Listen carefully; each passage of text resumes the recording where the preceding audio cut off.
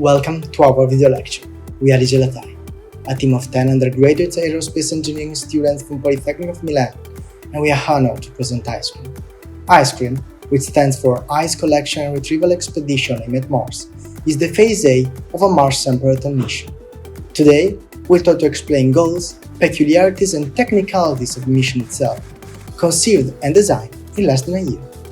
The mission's scientific objective is to identify and extract ice samples from Martian soil and to return them in solid state on Earth, ready for analysis. This would allow scientists to delve deeper in the knowledge of the climate history and the origin of Mars, and to search for current or past life, paving the road for establishing human presence on other planets.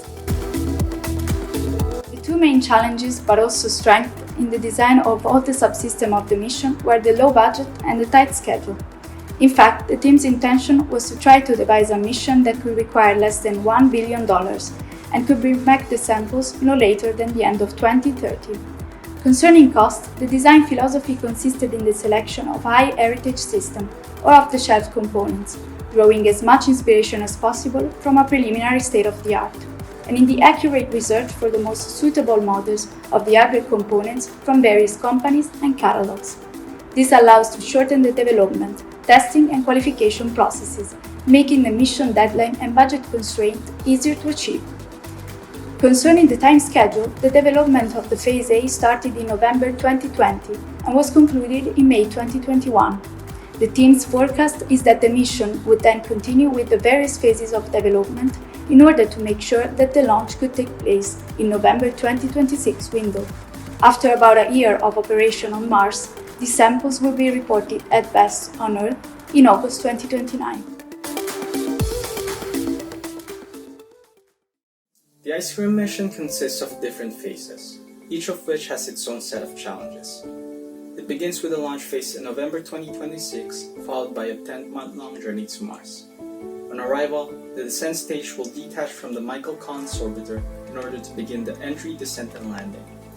After a successful EDL, the surface operations will begin. The rover will collect science data and transmit it back to Earth using MCO as a satellite relay, and it will also collect ice samples that will be stored inside the insulated capsule. The Mars descent vehicle will bring back the capsule after a year of surface operations. We'll bring it back into orbit, and the capsule will be captured by the MCO. On September 2028, an 11-month journey back to Earth will begin. Before arriving to Earth, the MCO will detach and execute a deflection maneuver in order to miss Earth's atmosphere. The capsule will enter Earth's atmosphere and will be caught by the mid-air retrieval in order to be brought into its designated location. The Michael Collins orbiter, named after the recently passed away Apollo 11 astronaut, is ICECREAM's backbone.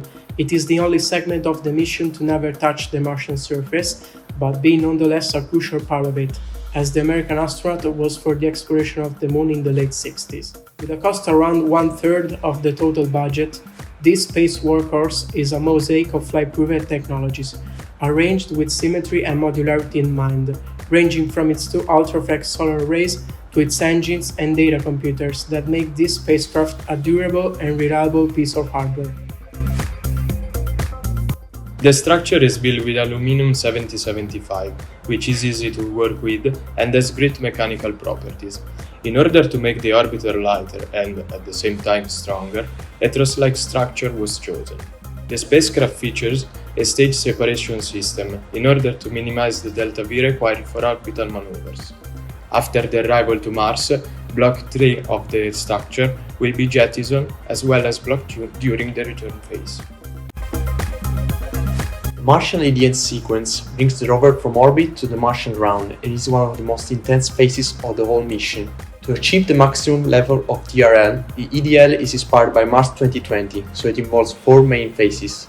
The first is atmospheric entry, supersonic parachute deployment, heat shield and backshell separation, and finally, power descent and skycrane maneuver to land the rover safely on the surface. The rover chassis is unusual, since the robot does not require a considerable internal volume to store the instrument, but a wide surface to accommodate all the equipment. The design was polarized by the MIV position oblique to make the rover as compact as possible, and the need of covering long distances to acquire samples from several different locations. The Dilian robotic arm is double-headed, with a plier to grab and transport the tubes and a scoop to remove the shallow material from the ground before drilling. The rover features a dry rotary scoring drill with a percussive function, strongly inspired by pre-existing system. In particular, it will be an adaptation of the Grax, a low-power 1-meter class drill. The mass and power budget assigned to the system are purposely cautionary to allow more freedom in the development phase. The drill will collect several samples for a total of 3 kg of ice. This choice allows to exploit the long period spent on Mars surface and to have the sample capture as compact as possible. In order to increase its reliability, the system will have to be able to perform reverse rotation and percussive motion to free itself in the case of a situation of stuck drill. Furthermore, the whole drill bit will be detachable from the rest of the rover, and the manning system will feature 3 spare drill bits, as has already been developed in the ExoMars mission. The orbiting sample capsule contains the ice maintaining temperature within constraints. The samples arrangement has been analyzed in depth to minimize mass and volume.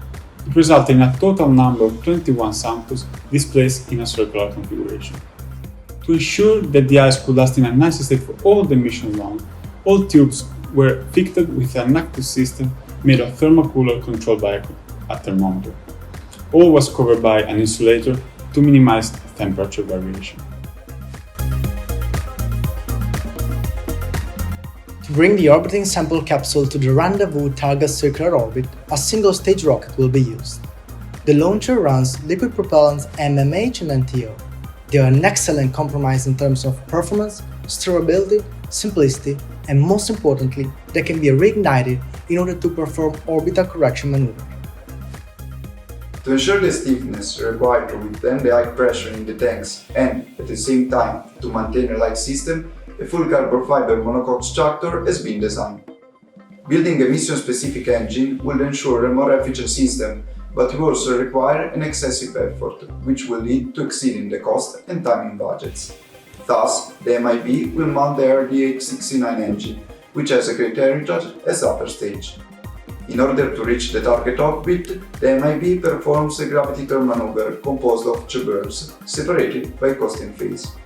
During the ascent phase, the trajectory is controlled by 2 electromechanical actuators used as TVC system, while during the orbiting phase, 4 reaction wheels allow to change the altitude of the rocket. The final phase of the mission brings the sample back on Earth's surface, where they will be studied by scientists.